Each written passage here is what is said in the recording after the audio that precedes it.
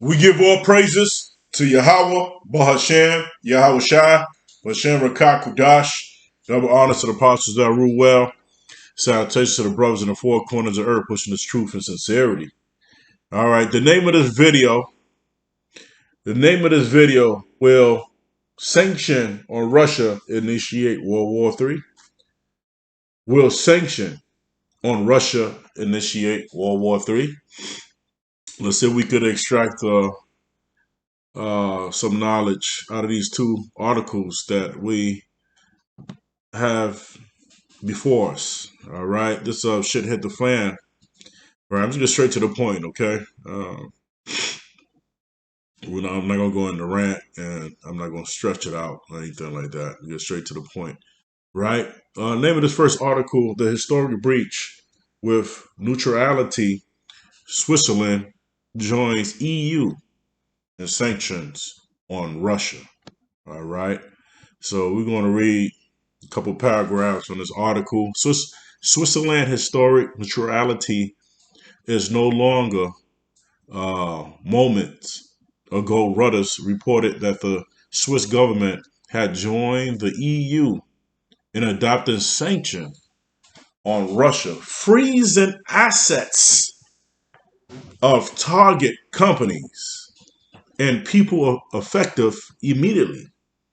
All right, here comes some bullets. Swiss government says adopts EU sanctions on Russia. 1. 2. Swiss government says freezes assets of targeted people and companies affected immediately. 3. Swiss government says adopts financial sanctions against President Putin and other Russian officials. Wow.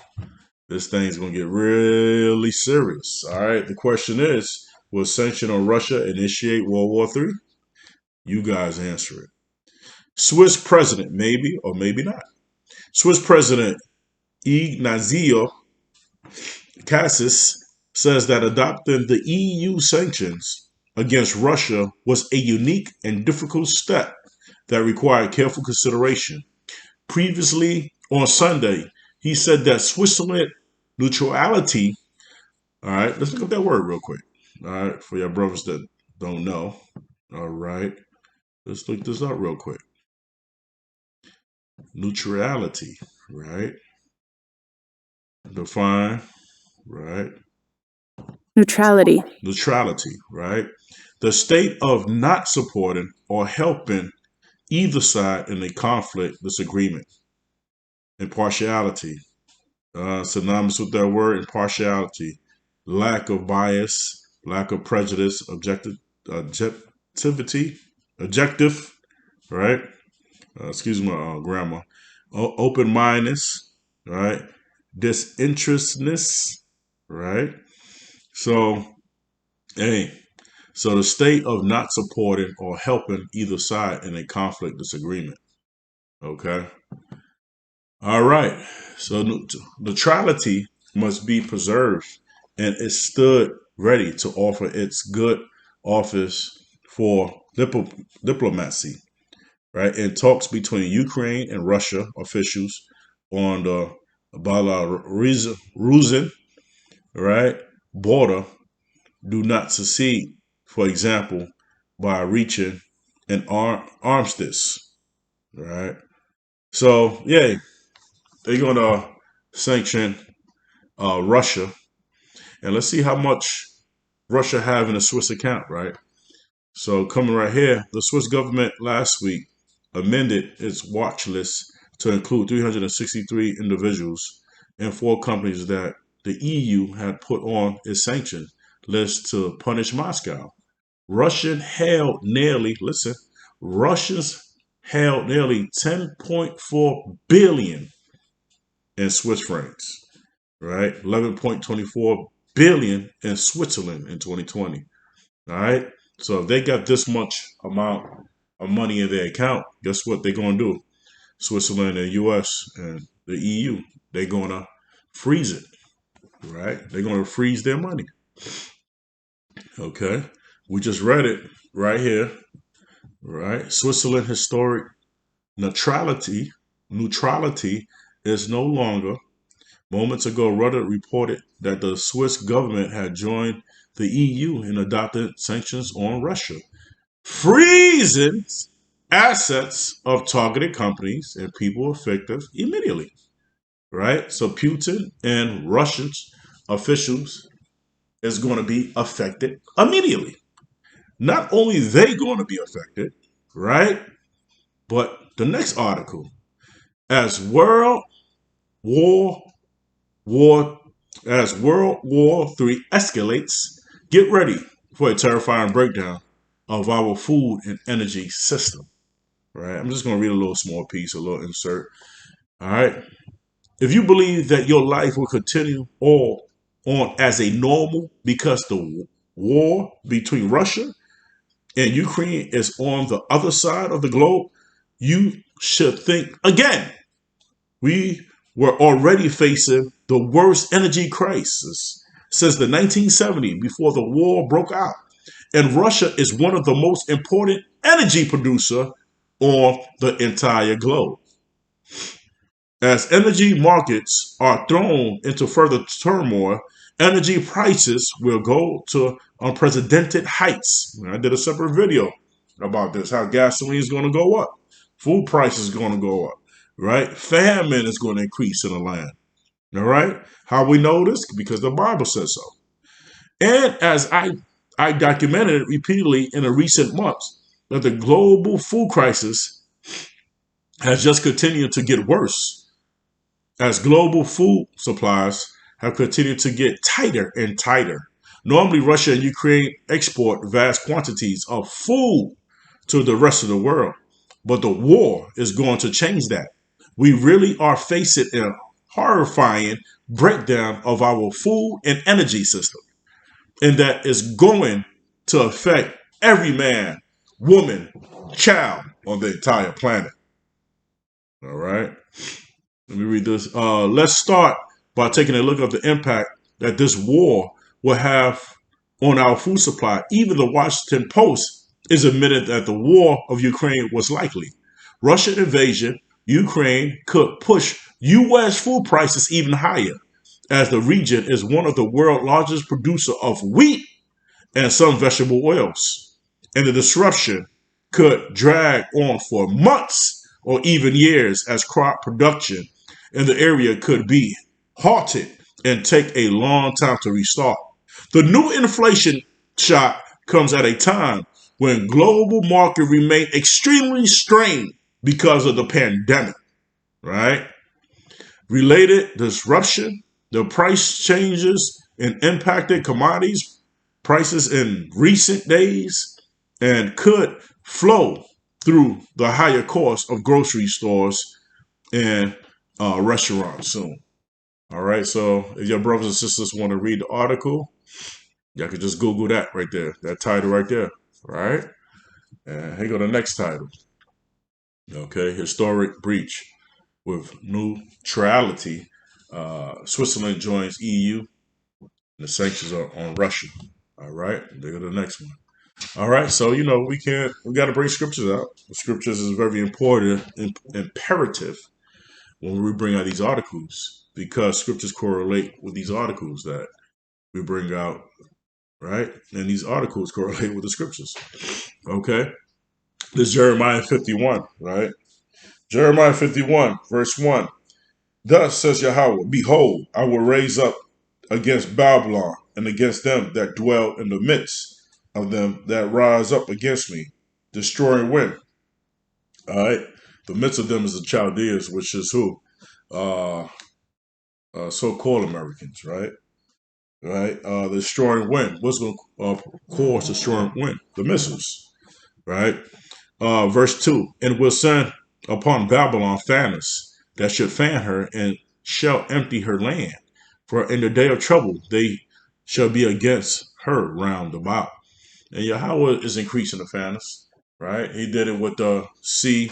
Desu Nueve, with the snake poison, right? So he's turning this thing up, man. He's turning this thing up, and when the fan go all the way high, that's when the ICBM is going to be initiated, right? So a lot of Americans is getting frustrated, right? Losing jobs, right? Prices, inflation, hyperinflation, everything is going up. That's part of turning the fan on. So when the Most High got that fan on max, all the way to 10, that's when he gonna drop them ICBMs, man. All right. So uh let's go. Let me see. Let me see something real quick. Let's go to Jeremiah.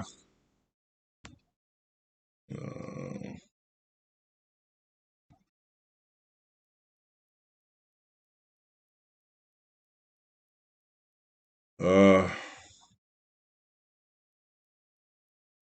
let me just read it from here real quick. So Jeremiah 50, verse 25. Yahweh has opened his armory and has brought forth the weapons of his indignation. For this is the work of Yahweh power of hosts in the land of Chaldeans. All right. So ICBMs is his weapon of indignation. Right. Indignation means wrath. All right. Verse 3. Uh, Against him that bendeth, let the archers bend his bow. Right. And against him that lifted himself up his bragadine, and spare ye not her young men. Destroy ye utterly all of her hosts. The young men are the soldiers, right? Archers bent his bow. That could be China, Iran, Russia, and these other countries that have ICBM nuclear capabilities. Verse 4. Thus the slain shall fall in the land of Chaldean. That's who? That's Babylon. Babylon the Great. And they that are thrust through in her streets. Right? Verse 5.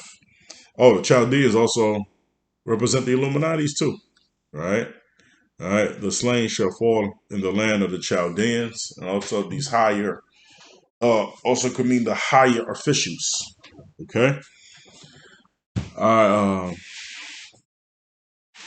5. For Israel, Yasharallah, has not been forsaken, nor Judah of Yahweh, right? Of Yahweh of hosts, though their land was filled with sin against the Holy One of Yasharallah. That's right. Because our people do everything contrary to the law. You know, they eat crabs. I had somebody in the car today. Man, I can't wait to eat shrimp Alfredo. I said, oh my God, here we go again.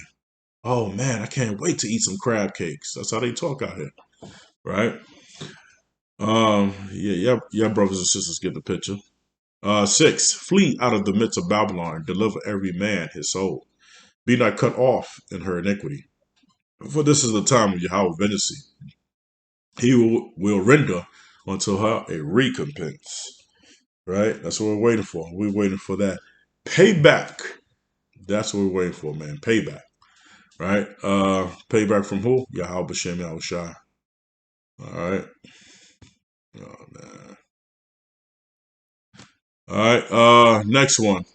Verse 7. It said, verse 7, Babylon has been a golden cup in the Yahweh's hand that made all the earth drunken. The nations have drunken of her wine. Therefore, the nations are mad. Right? Yeah. So, how they drunken of the wine? Through democracy, uh, the religious establishment. What else? What else? What else? What else? What else? What? Man, the list goes on.